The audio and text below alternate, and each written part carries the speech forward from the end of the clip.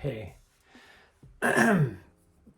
so I just wanted to make this video. I felt called to make a video, just essentially explaining how I view my own life.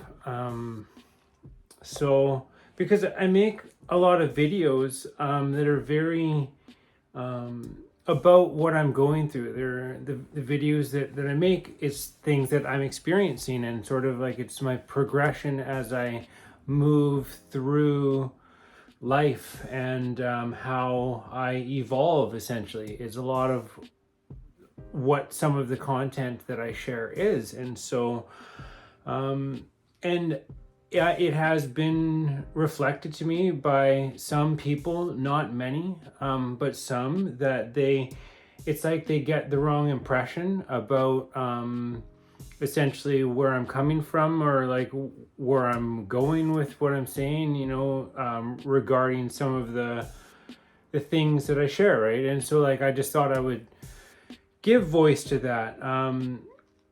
And so basically, like I've lived a life where I've gone through a bit of struggling. I've gone through some serious challenges. I've dealt with quite a bit of loss. I've felt very alienated. I've never really felt included. It's not that I didn't, in a sense, desire those things, but it hasn't been my experience that when I am I'm just not really a part of certain groups, even like I don't fit in. And sometimes because I talk about this kind of stuff, and it doesn't, it comes across, it rubs some people the wrong way. And so I have some haters out there. I've had some people who grow a very strong dislike for me because of, I don't know, whatever it is that I represent to them, which isn't something that they are enjoying, right? And so it's been challenging. I'm in relationships, like I've been in just non-stop abusive relationships. Every like lover that I've had, it wasn't love. I mean, I always felt like I dedicated myself entirely to the relationship, and then I was always walked out on, and like kind of sometimes walked all over, and trampled through the mud and put through the ringer and hung out to dry. Like I've had some pretty challenging experiences with friends, right? Friends and lovers, right?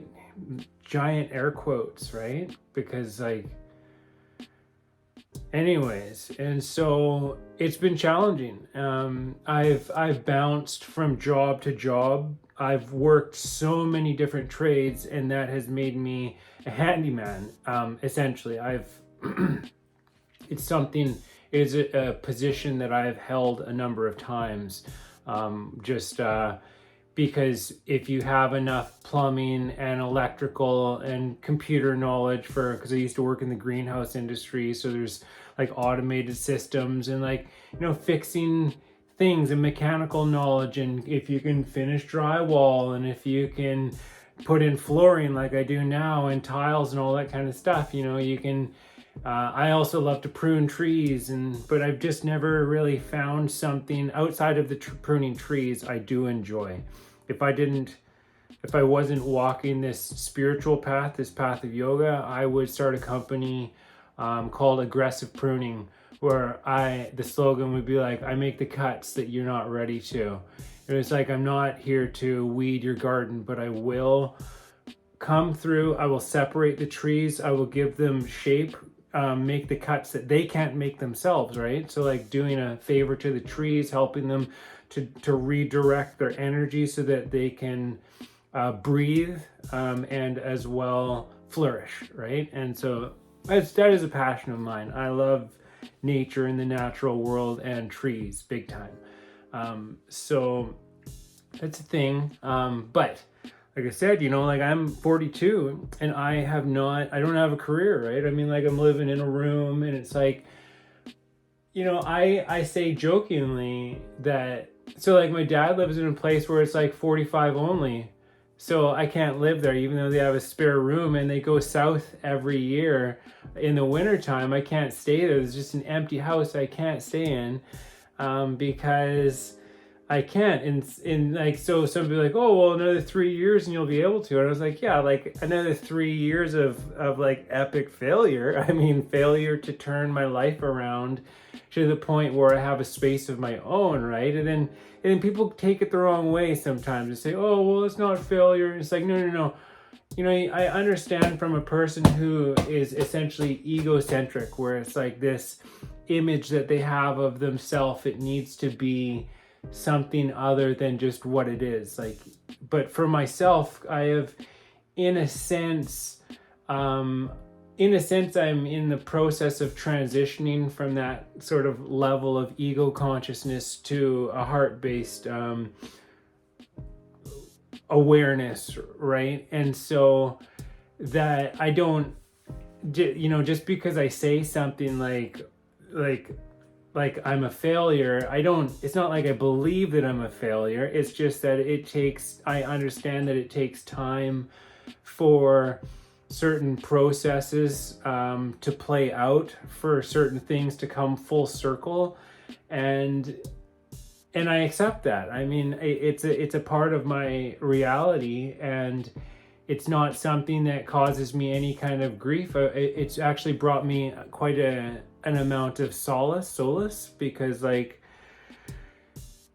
the fact that like basically everything that I ever do doesn't turn out how I want it to, and that I everything that I touch my hands on falls apart or fails, as a learning thing. But because of that, I've had no choice but to get comfortable with acceptance and surrender and letting go of insistence and that kind of stuff. So it's, and certainly with like a lot of the other things that I've been through, like all of the challenges that I've faced in my life, as I didn't always handle them like a champ. I mean, there were times when my divorce took place, I was so upset.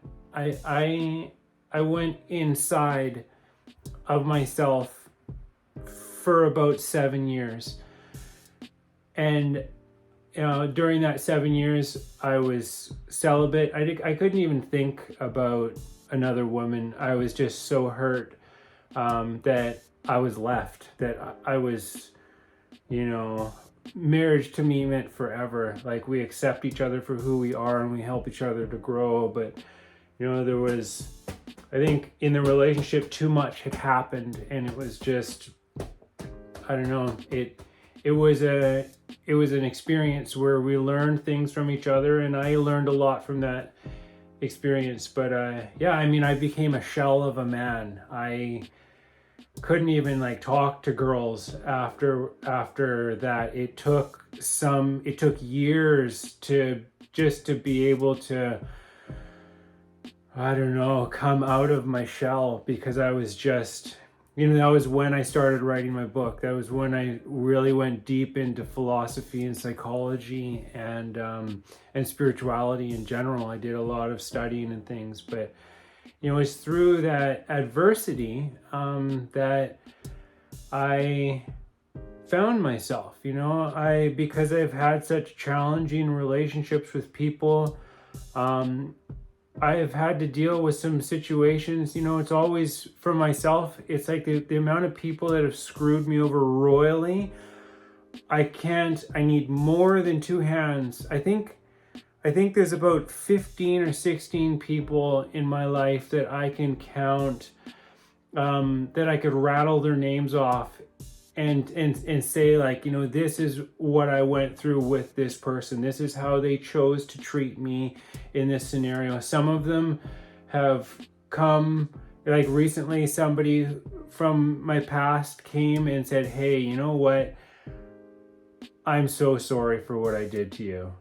You know, it was a friend that he was under pressure from his peers or something like that, and he, like, we were good buddies, and then he blamed me for robbing his house, and then he told other people, and then they like attacked me, you know, chased me and stuff like that. Like, I lived in terror and fear. You know, I'm in like grade 8 at this time when my buddy, best friend, you know, hung out every day, just turned on me and decided that he was going to, and then he got caught with all the stuff that he stole red-handed. It was like under his bed by his parents, but of course, you know, and so he had to live with that his whole life, right? And the way I understand it is it's like, I'm strong enough to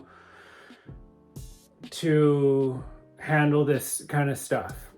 So, you know, I'm like, I can go in. It's like when I was getting into all this spiritual stuff, was learning about magic and things like that. There's certain texts, and you know, it's an interesting subject, what that is and blah blah blah, right? But so part of a process in going deeper into it is to choose a name, a sort of a spiritual name in Latin. And so I would call myself ego sum jaguar, meaning I am the jaguar, which is an animal that can go deep into the dense, like into the jungle, but not get lost in it, and can always find their way out. And so that energy really resonated with me. And cats in general, I've been the caretaker of a number of felines over my life. I mean, I love them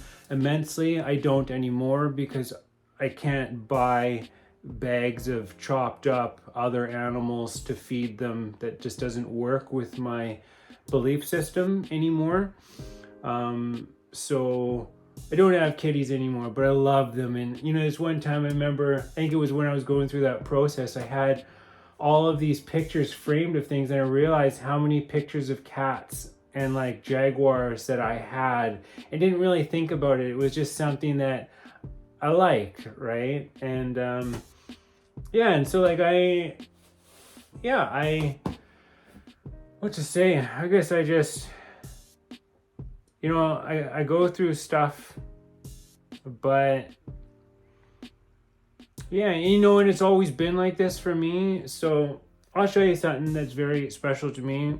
This is my mom, right? And my mom, this is, you know, it's a beautiful picture of her,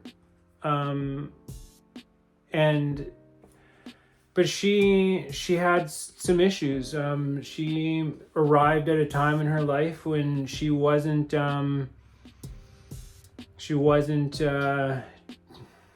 getting what she needed, I guess, and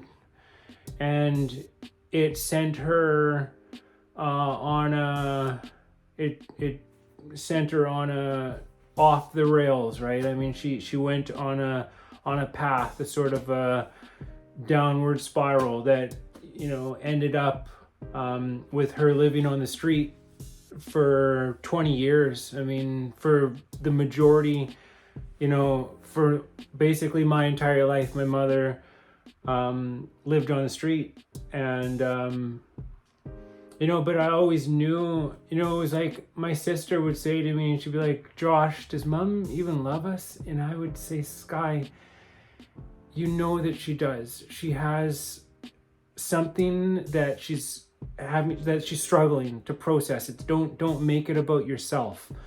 You know, it's not about you, right? But, and so like, I'm just saying, like, I illustrate this to show that, like, I've kind of had this mentality my whole life where I look, I do my best to look past the superficial, what things look like on the surface, and try to see something deeper that is going on, right? And so, yeah, I mean, I guess that, yeah, it's part of how I understand myself. I do not see myself as a victim at all, because I get to choose what I get from any situation that I find myself in, and I have always found some way to derive benefit from the situation. Like, another one is, like, when I grew up with my father and my sister, we didn't use the word love, really. I mean, it just wasn't a thing, not like it is today with a lot of families. I love you, love you, love you. It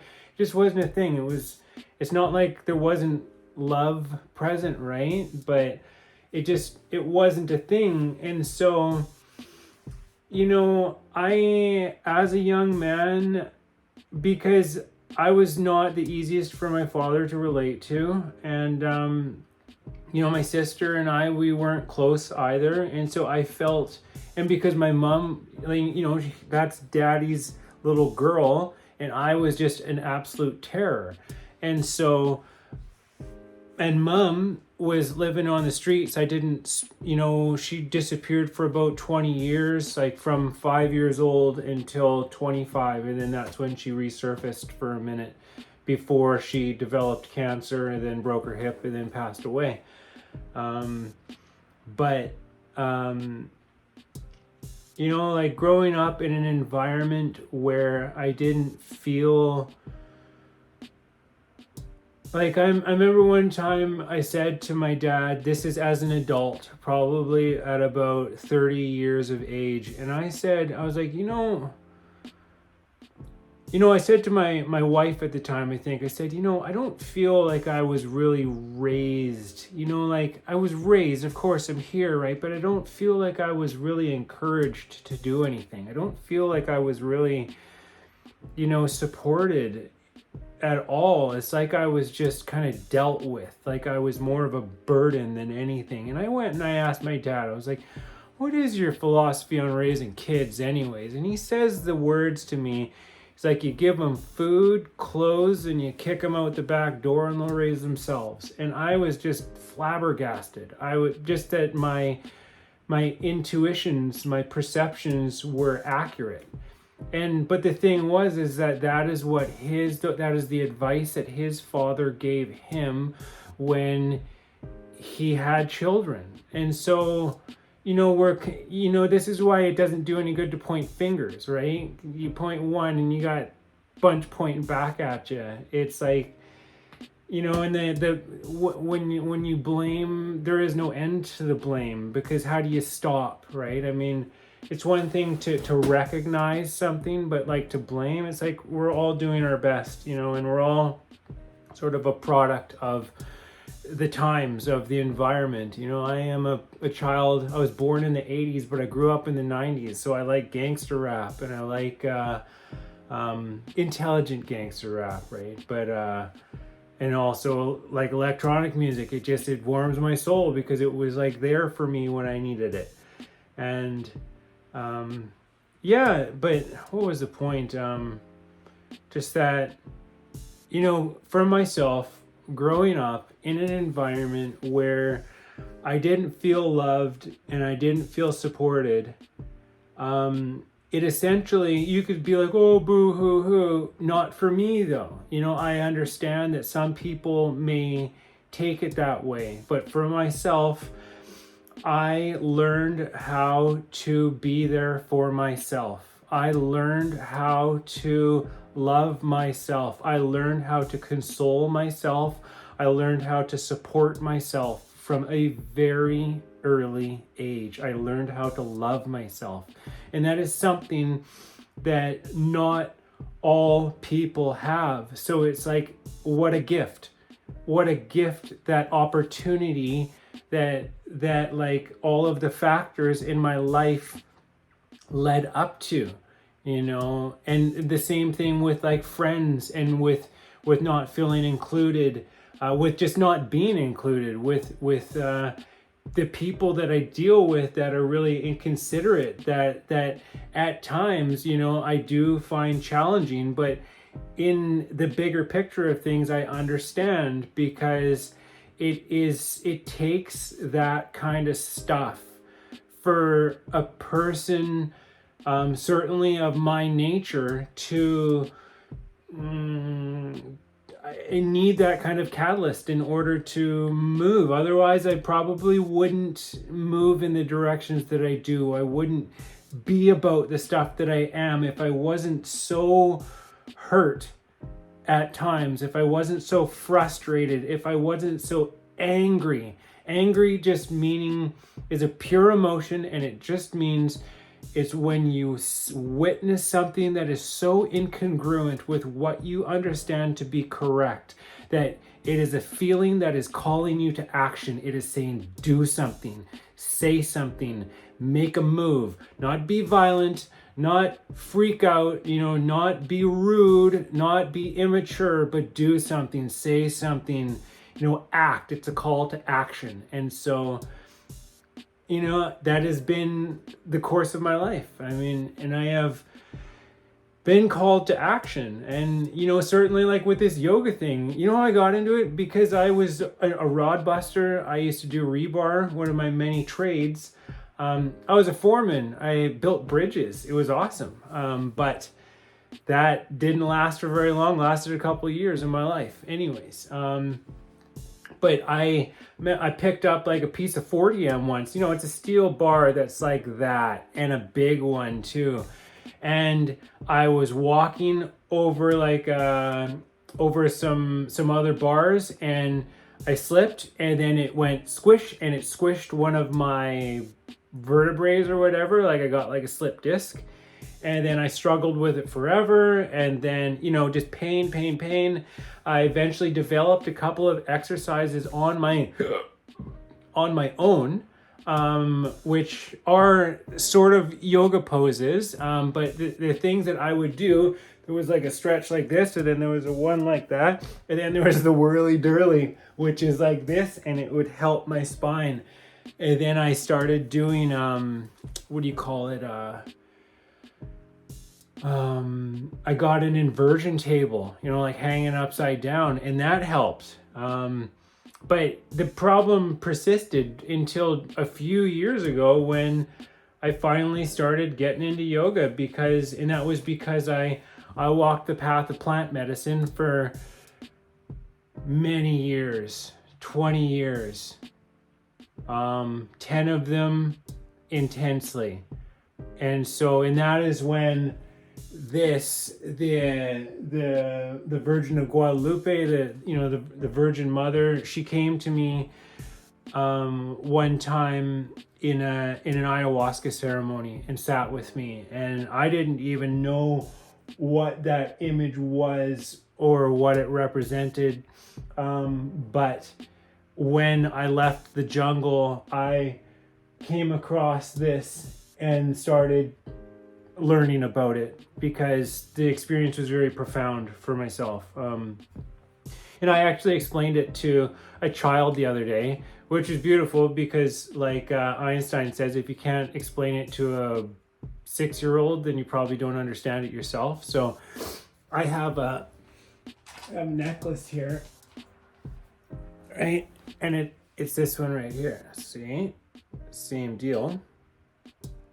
And so I'm wearing it because I love it, because of the experience that I had. This is very dear to me. And so so he's like, what is that? And I said to him, I was like, well, you know how you have a mom, right?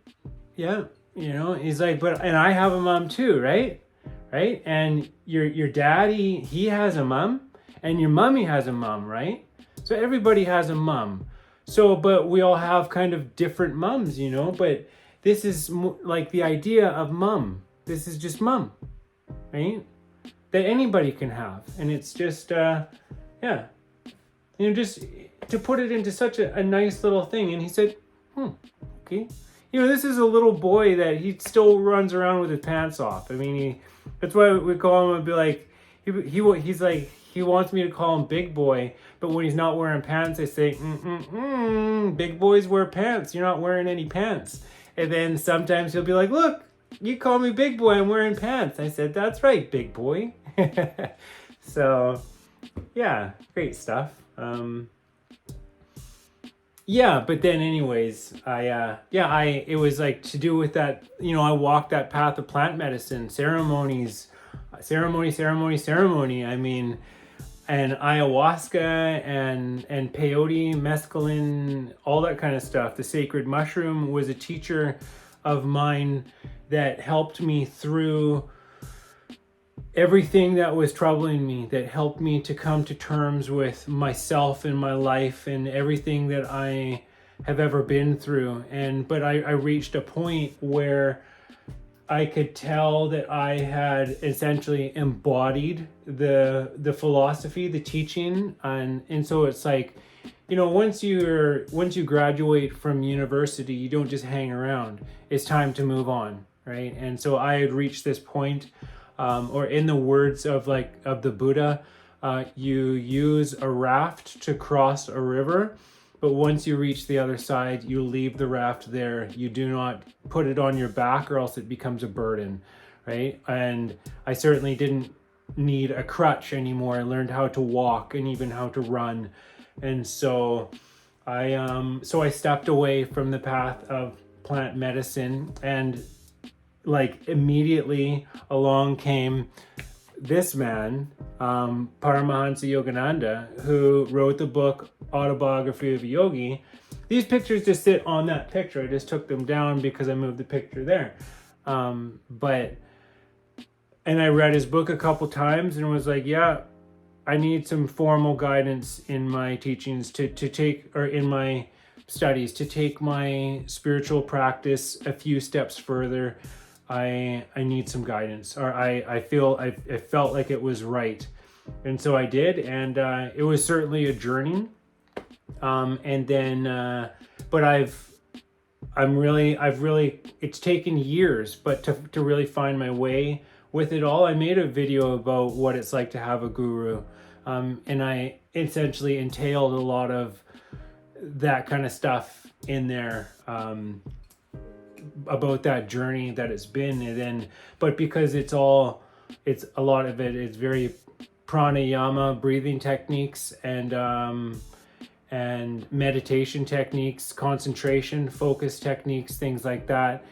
It's that's why I've started with this other school, to learn the hatha yoga aspect of it, so I can become that kind of a teacher of hatha yoga as well as meditation and pranayama. So really completes some of my training or continuing education, right? Because I pretty sure I will be taking other yoga courses after this one that I go to in 5 days, which is so soon. And I'm honestly a little nervous about it because it's just a part of who I am. I don't know, I get cold feet, I get a little excited, anxiety and excitement are the same energy, and so sometimes they fluctuate between the two, but I know it's going to be good.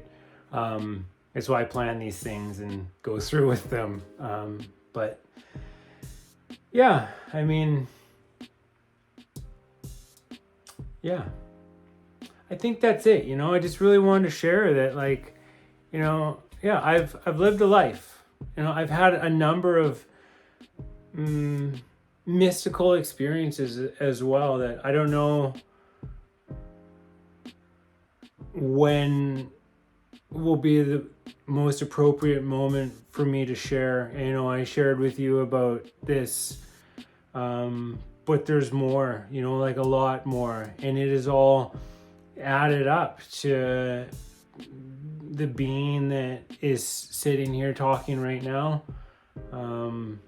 There's a lot of elements. I suppose that's why I wrote a book, because I just, for me to actually sit and talk about it all, it would take too long. And that's why I've actually written 2 books, because as one, it was just too long. And so I'm just going to publish the first couple 100,000 words to start with, because it does have the core of my message in it. And then we'll go from there. But yeah, just saying, I'm super grateful for everything that has ever happened to me in my life. I trust in the way that my life unfolds. I say in my prayers / meditations every day, as like an affirmation, I say, I am grateful. No, I trust in the way that my life unfolds. I'm grateful for everything that is given and everything that is taken away, because I know that it is, I can just see, because of the experience of my past and how I can reflect on it all, that everything happens according to a very divine orchestration. There's no nothing happens just per chance. There's no such thing as random happenings. Everything makes sense. 2020 hindsight. I mean, everything, at least for myself, because that's the way that I choose to look at it. I've been able to see the silver lining that is in everything. I can see the pot of gold that is at the end of the rainbow, which I really like this as an analogy, because it's like the rainbow, like the chakras, like Roy G. Biv: red, orange, yellow, green, blue, indigo, violet, gold. You know what I'm saying? Like, yeah, that's the way I look at that thing that exists in folklore, or whatever you call it, with leprechauns and that. I mean, I'm not saying that there isn't something else to leprechauns, because I'm certainly aware that there are elemental beings, certainly gnomes and stuff like that, and elves and fairies and things. Yeah, I will be, yeah. Anyways, it's another topic, but yeah. So just, I would just say, like, in closing, no matter what I share, sometimes do I get a little caught up or carried away in the moment? Yeah, it happens. I still figuring all this stuff out. I get upset from time to time about stuff. I mean, that's a part of it, is getting upset and then reflecting on it, and then finding a more appropriate way to handle yourself, your mind, and your emotions, and your behavior, your actions, your mentality, and always studying. Like for myself, I study the works of the smartest people that I'm aware of, and that really helps me for perspective, so that I don't, I can remember the words of Lao Tzu. I can remember the words of Marcus Aurelius, or of Hermes Trismegistus, or the Buddha, or of Jesus Christ, or Yeshua. So or Paramahansa Yogananda. I quote all of these people constantly. And so, yeah, just saying, no matter what it seems like I'm going through, it's good.